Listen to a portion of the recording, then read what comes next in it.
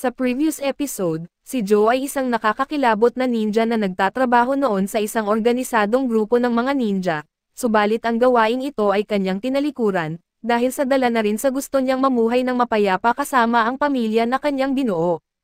Kaso lang, ang grupo na kanyang tinalikuran ay may kasunduan, na kung sino man ang aalis ay mahaharap sa isang delikadong parusa na kung saan papatayin ang mga ninja na tumalikod.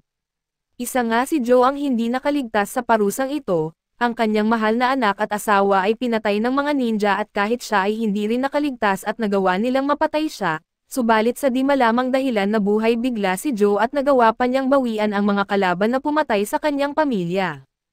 At sa pagpapatuloy ng ating recap, ang boses ay nagsasabi sa kanya na naglaan ito ng pagkakataon na i-encrypt ang tawag kaya hindi na niya kailangang mag-alala sa posibilidad na ma-detect ito. Sinimulan ni Joe ang pagtatanong kung sino ba talaga ang boses na nasa linya, ngunit hindi siya basta-basta nakakakuha ng sagot.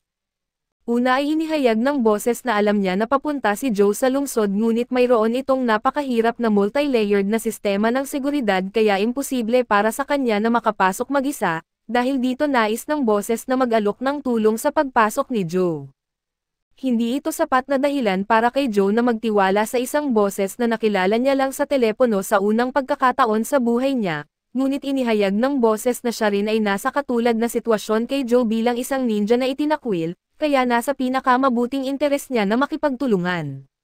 Sinabi niya na magpapadala siya ng lokasyon kung saan niya nais magkita kay Joe mamaya, kaya nasa kay Joe na ang desisyon kung pagkakatiwalaan niya ito o hindi at nagising si Mike sa isang silid ng ospital pagkatapos ng isang aksidente sa sasakyan, binuksan ang isang tala na natanggap niya mula sa kanyang anak na babae noong isang araw na ilang taon na ang nakalilipas.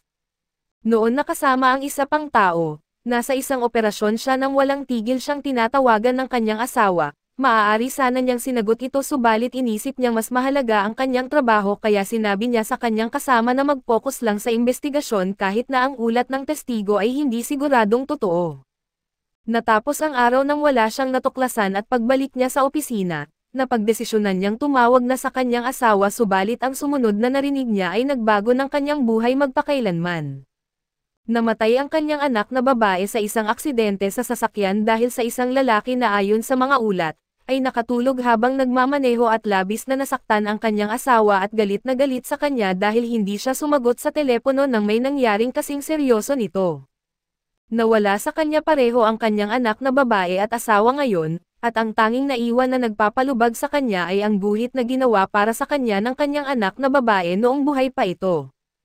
Habang malalim siyang nag-iisip, inistorbo siya ni Joe nang lumitaw ito mula sa isang sulok at di na masanay si Mike sa paglitaw ng mga ninja mula sa kawalan, ngunit may mahalagang ibabahagi ito at doon ay tinawag nila si Emma habang binabanggit ni Joe ang lalaking nagsabing maaari siyang mag-alok ng tulong tungkol sa misyon sa lungsod.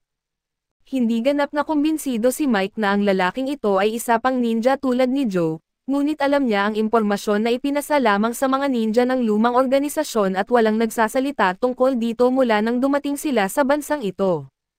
Ipinakita rin ng pananaliksik ni Emma na alam ng lalaking ito ang kanyang sinasabi pagdating sa sistema ng seguridad ng lungsod dahil hindi ito biro, kailangan mong maging literal na multo para makalusot dito nang hindi man lang napapansin. Kaso kung ito ay magiging bitag pala sa huli, kakailanganin niyang patayin silang lahat at di nagustuhan ni Mike ang katotohanan na basta na lang sabihin ni Joe na gusto niyang gumawa ng homicide, kaso ipapalampas muna niya ito. Ang mahalaga ngayon ay pag-usapan kung paano sila makakapasok sa lungsod, lalo na't matagal na panahon na ng huling beses na nakausap ni Mike ang kanyang boss na nasa lungsod at halos sigurado na may mata sila sa kanya. Kaya naman, iniisip ni Emma na baka mas mabuting itigil na lang nila ito ngayon at maaaring tama siya nang sabihin niyang ang pinakamagandang paraan para malaman ang mga lihim ng lungsod ay ang makapasok sa kanilang HQ, ngunit hindi niya sinabing posible ito. Pinakiusapan siya ni Mike na mag-isip ulit, ngunit siya ang tech girl at hindi isang salamangkero, kaya wala siyang magagawa at gayunpaman ay hindi ito nangangahulugang wala na silang ibang opsyon. Nakatuklas siya ng isa pang lead sa anyo ng isang komunidad ng mga gumagamit ng dark web na nagbabantay sa mga kilos ng lungsod at sa kanilang nakita, naniniwala silang plano ng All City na sakupin ang mundo sa pamamagitan ng pagbuo ng mga sandata na pang mass destruction. Sa una, inisip ni Mike na ito ay bunga lamang ng mga teorya ng sabwatan, ngunit mas mabuti na ang mag-ingat at nagawa ni Emma na matukoy ang admin ng grupo sa dark web na nag-aangking isa sa mga dating mananaliksik ng Oz, ngunit malayo ito kaya matatagalan bago nila ito marating. Sinabi ni Mike na hindi ito magiging problema, ngunit gusto niyang mag-isa dahil sapat na ang nagawa ni Emma para tulungan siya at ayaw niyang isakripisyo ni Emma ang kanyang buhay sa misyong tulad nito, ngunit siya sa kabilang banda ay nawalan na ng lahat ng mahalaga sa buhay kaya wala na siyang mawawala. Gayunpaman, hindi hihinto si Emma lalo na't malapit na sila sa pagkuha ng impormasyon sa lungsod at kung swerte, baka makakuha pa siya ng ilan sa kanilang pinaka-advanced na data at ibenta ito sa black market para sa milyon-milyon. Dahil hindi siya sumusuko, nagkasundo silang lahat na magkakasama pa rin at tumayo si Joe para umalis hanggang sa handa na ang iba para umalis. Subalit bago siya umalis ay tinanong siya ni Mike kung sinabi ba niya sa kanyang asawa na siya ay isang ninja. Sumagot si Joe na alam ng kanyang asawa ang lahat tungkol dito dahil siya rin ay isa, sinira lamang ng dalawa sa kanila ang code ng ninja na manatiling emosyonal na hiwalay mula sa ibang ninja.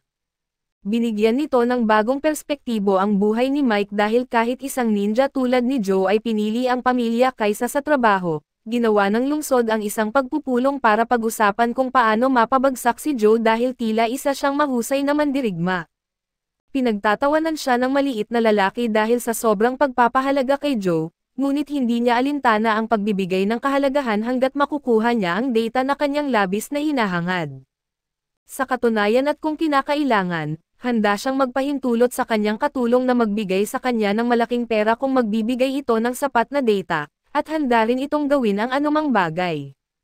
Pagkatapos magbiro, tinanong ng direktor ng OZA kung ano ang plano dahil malamang nasusunod nang lumitaw si Joe dito, subalit sinabihan siya na kumalma dahil ang syudad ng OZA ay 100% na hindi mapapasok. Hindi niya gusto kapag ginagamit ang salitang 100% na kaligtasan dahil parang hinahamon nito ang iba na subukan na malagpasan ito, ngunit bago siya magpatuloy ay tinanong niya si Big D kung nakikinig ba siya sa pulong. Tiyak na nakikinig si Big D ngunit may mas mahalaga siyang kailangang asikasuhin, ang panatilihing sariwa ang kanyang estilo at kung maaari niyang mapanatili ang afro na hindi masisira, personal niyang tiyakin na mamamatay ang nagtangka. Sinubukan ng isa na magbiro tungkol sa malaking saging ni Big D, ngunit pagod na si Yami sa pakikinig sa walang kabuluhan na usapan at ginamit ang isang forced choke, para panatilihing tahimik ito at sinabi niya na alam na ng lahat kung gaano kadelikado si Joe sa puntong ito, kaya ang plano ay nananatiling pareho. Kailangan nilang matutunan kung paano gumagana ang teknik niya upang talunin siya, at maaari nilang pansamantalang hindi pansinin si Mike dahil hindi pa siya ganon kalaking banta sa kanila at di gusto ng pinuno ng OZA na inuutusan siya, ngunit sa parehong oras ay sumasang-ayon siya sa lahat ng sinabi ni Yami kaya natapos ang pulong. Sa pagbabalik, tinanong niya ang kanyang katulong na si Dilly kung gaano kalayo sa palagay niya ang mararating ni Joe sa syudad bago siya mapatay, hindi dahil sa pakiramdam niyang nanganganib siya kay Higan, kundi excited siyang makita ang isang ninja na lumalaban ng buong lakas. Umaasa siyang makakuha ng talagang kapaki-pakinabang na data mula dito, samantala sinabi ng Reaper kay Yamagi na masaya siyang habulin si Joe ngayon kung iuutos, kaso sinabi ni Yamagi sa kanya na maghintay muna dahil balak niyang ipadala muna ang iba para mapilit nilang ibunyag ni Joe ang kanyang teknik. Ang kanilang mga kamatayan ay hindi mahalaga sa organisasyon at ito ay taning na lang ng oras bago nila maabot ang kanilang tunay na mga layunin. Habang siya ay nagsasalita ang kanyang mga operatiba ay nakapasok sa isang gusali kung saan nila inalis ang lahat ng mga gwardya at ninakaw ang ilang mahahalagang dokumento ng gobyerno, at matapos nilang makumpleto ang kanilang misyon sila ay naglaho na lamang sa dilim. Ngayon ay nakikita natin ang isang flashback sa gabi na kinilala si Joe ng organisasyon ng ninja at binigyan ng kanyang pangalan bilang ninja. Ito ay patunay ng kanilang kasanayan at kapangyarihan bilang mga ninja kaya dapat nila itong ipagmamalaki.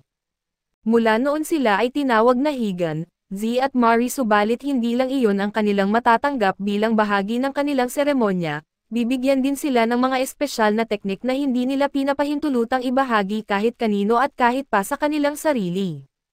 Pagkatapos ng seremonya, naupo silang lahat para sa gabi at mukhang masayang-masaya si Mary na magkaroon ng pangalan, ngunit nahihirapan si Z na masanay dahil ang pagkakaroon ng pangalan ay nangangahulugang hindi na sila mga expendable na ninja, na tumitigil sa pag-iral oras na sila ay mapatay.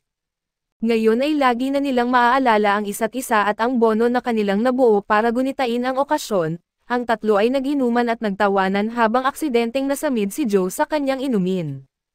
Lumipas ang ilang oras at sila ay ipinadala sa isang misyon kung saan maraming random na gwardya ng seguridad ang kakapatay lang para makapasok sila sa bahay ng isang mahalagang tao. Ang lalaki ay nagpaputok ng baril sa kanila.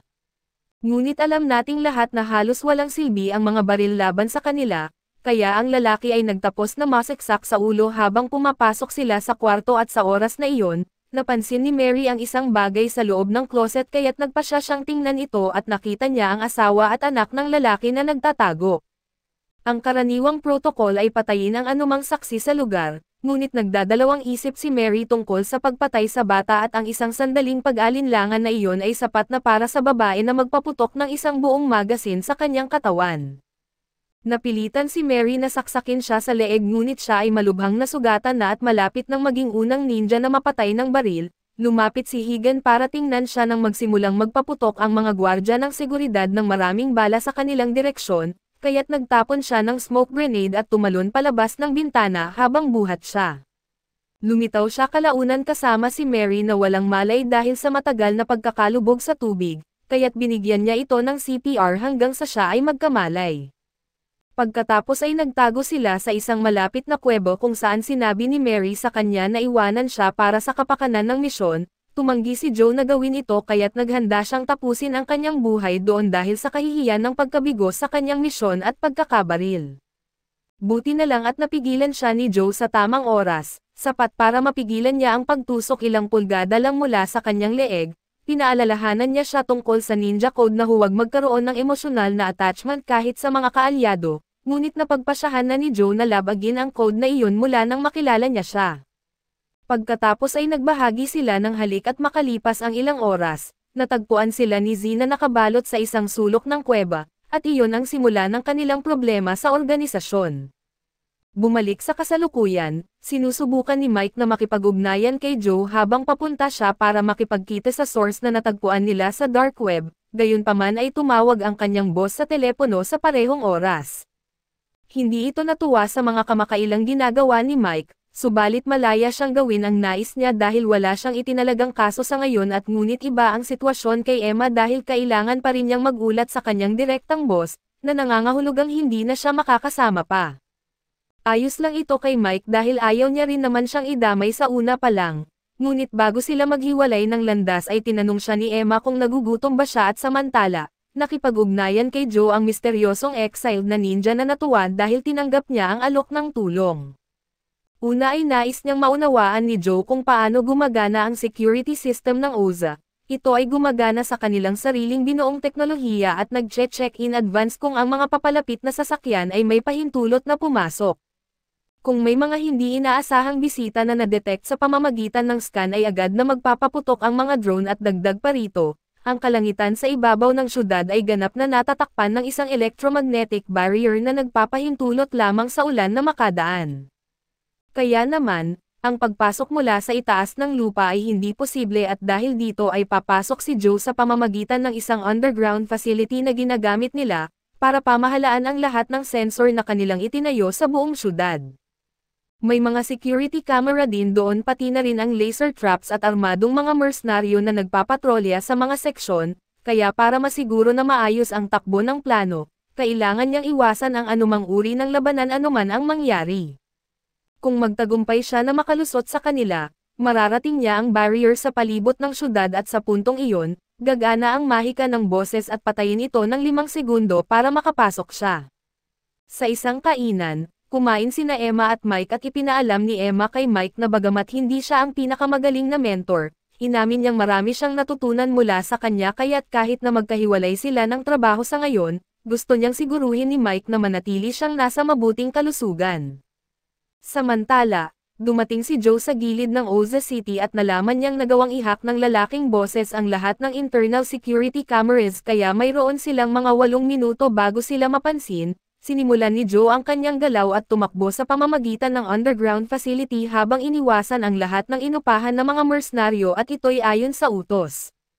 Nakarating siya sa laser security system at nagsimulang gumawa ng mataas na antas ng gymnastics para maiwasan ang detection. Gayunpaman isang patak ng pawis mula sa kanyang mukha ang lumipad at nag-trigger ng laser kaya nasira ang buong plano.